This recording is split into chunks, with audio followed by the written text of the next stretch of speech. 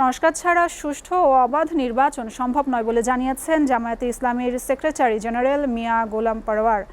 আগারগাঁও নির্বাচন কমিশনের সাথে বৈঠকের পর তিনি আরও বলেন, নিরপেক্ষ ভোটাধিকার প্রতিষ্ঠায় সংস্কার কাজে আপত্তি নেই তাদের। আগামী নির্বাচনে অংশ নিতে ৩০০ আসনে প্রার্থী প্রস্তুত রয়েছে বলেও জানান মিয়া গোলাম পরোয়ার। রিফাত শিশিরের প্রতিবেদন। রাজনৈতিক দলের নিবন্ধন প্রথা চালু হওয়ার পর সবশেষ ২০০৮ সালে জাতীয় নির্বাচনে অংশ নেয় বাংলাদেশ জামায়াত ইসলামী। ২০১৩ সালের অগাস্টে নিবন্ধন বাতিলের পর নির্বাচনে আর অংশ নেওয়া হয়নি এই দলটির। প্রায় এক যুগ পর আবারও নির্বাচনে অংশ নেয়ার সুযোগ তৈরি হয়েছে দলটির।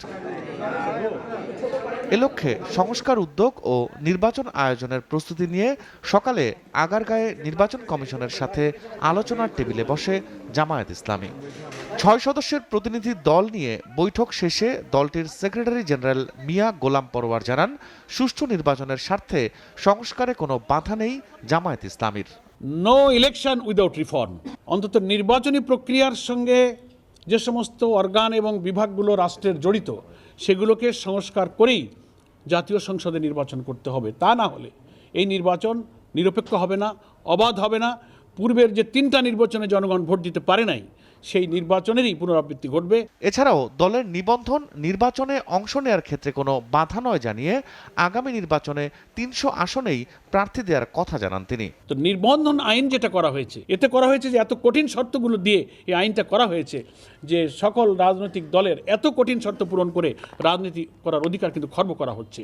এজন্য আমরা এটা বলেছি যে এই আইনটা বাংলাদেশের সংবিধানের সাথে সাংঘর্ষিক। ৩০০ আসনে নির্বাচন করার সক্ষমতা জামাত ইসলামীর আছে। আমরা ৩০০ আসনে প্রার্থী আমরা প্রস্তুত করে ফেলেছি। জাতীয় নির্বাচনের আগে স্থানীয় সরকার নির্বাচন অনুষ্ঠিত হলে জামায়াতের কোনো আপত্তি নেই বলেও জানান দলটির এই শীর্ষ নেতা। জনগণের আকাঙ্ক্ষাই হচ্ছে স্থানীয় সরকার নির্বাচনটা আগে হোক। আমরা জনগণের এই আকাঙ্ক্ষার সাথে সমর্থন এবং সম্মান ব্যক্ত করেছি। রিফাত শিশির, এসএ টিভি, ঢাকা।